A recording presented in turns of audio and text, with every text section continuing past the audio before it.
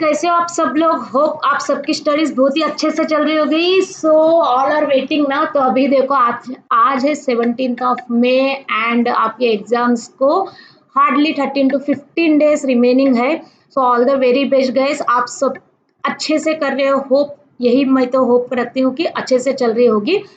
So today's topic is about corporate restructuring and insolvency का chapter wise weightage. देखो मैं ये वेटेज मैंने कैसा डिवाइड किया है, इसमें मैंने ना 3 पार्ट्स में डिवाइड किया है। जैसे most important, more important and important.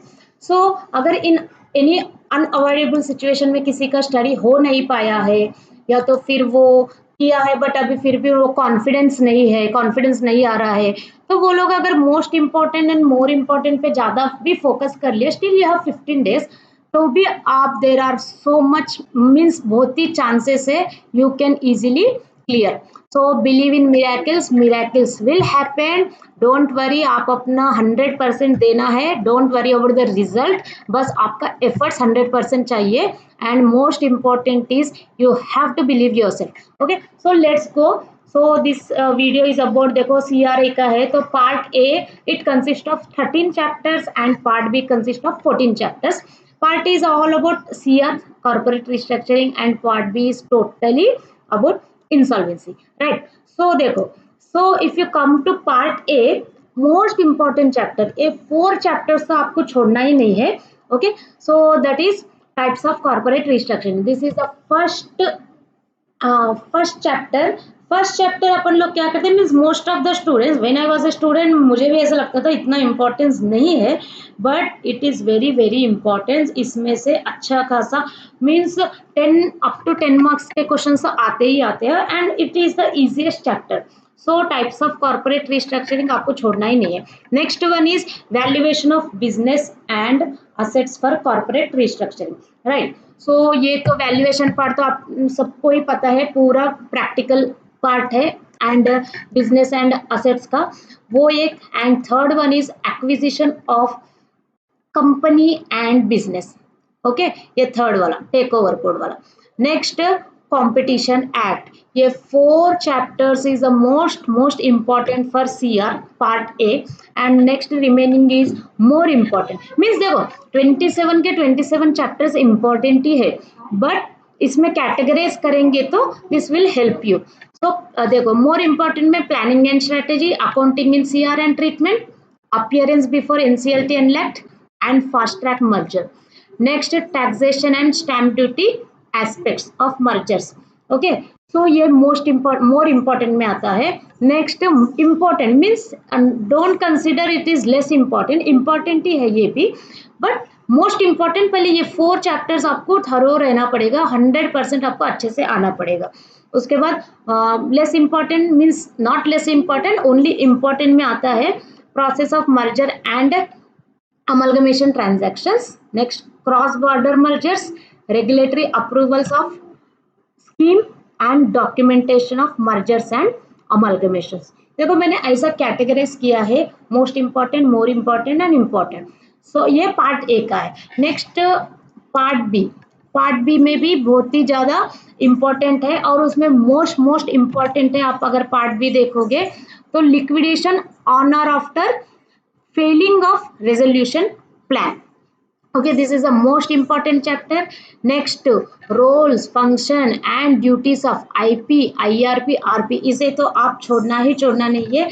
This is the most important compulsory question पूछता है, role functions and duties of, किसी के भी पूछ लेगा, इंसॉल्वेंसी प्रोफेशनल किसका भी पूछ लेगा, IP, IRP and RP। Okay, so ये चैप्टर भी वेरी वेरी वेरी इंपॉर्टेंट है आपके लिए। नेक्स्ट आता है third one is DRT means that recovery and DRT and SARFAESI तो सबका फेवरेट, मेरा तो फेवरेट चैप्टर था वो सारफेसी। सो ये है मोस्ट इम्पॉर्टेंट में आपको 3 है, देखिए 1 2 3 एंड अभी मोर इम्पॉर्टेंट को है। If you come to more important there are 6 chapters, resolution strategies, convening and conduct of committee of creditors, ये क्या है, ये convening and conduct of committee of creditors. Next आता है आपका preparation and approval of resolution plan, preparation and approval of resolution plan. Next cross border insolvency, ये more important में मैंने डाला है बट स्टिल ये मुझे मोस्ट इम्पोर्टेंट भी लगता है क्योंकि क्रॉस बॉर्डर इंसॉल्वेंसी अभी मोस्ट इम्पोर्टेंट में डालना चाहता। तो आप एक बार अच्छे से क्रॉस बॉर्डर इंसॉल्वेंसी देख लेना, ये भी अच्छा खासा मीन्स 6 to 10 मार्क्स इसमें से भी if they want to ask they can ask, it is also the most important category। okay, next आ गया insolvency and next is petition for CIRP। okay, next is petition for corporate insolvency resolution process। अभी आ जाइएगा important में आता है winding up by tribunal under the companies act, individual and firm insolvency, voluntary liquidation, fresh start process and pre-packed insolvency। so ऐसा मैंने like this part A and part B को I have divided into two part। I have not means मैंने भी module में ही देखो मैंने clear कैसा किया, ईच एंड एवरी एग्जाम मैंने मॉड्यूल से ही किया है एंड यूट्यूब मैराथन सर्च के डिफरेंट फैकल्टी के मैंने मैराथन देके ऐसे ही क्लियर किया है।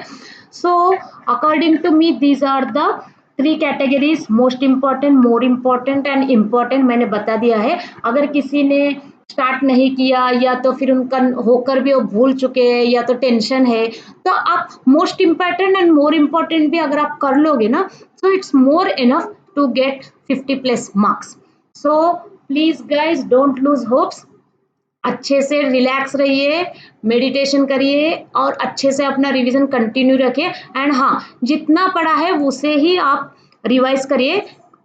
न्यू चैप्टर या न्यू टॉपिक कुछ भी करने के लिए आप मत जाए क्योंकि अभी टाइम नहीं है आपके पास, जितना हुआ उसमें ही 100% परफेक्ट रहिए। आपका सिलेबस 70% हुआ इट्स ओके, 60% हुआ इट्स ओके, बट पूरा 100% चाहिए, वो 60% में ही आपका 100% आपका पूरा एफर्ट्स चाहिए।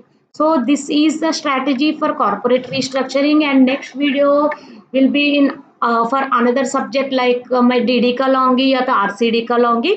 so if you like the video please like if you like the video please subscribe the channel and like button press kar dena। okay, so till then bye bye and all the very best to all।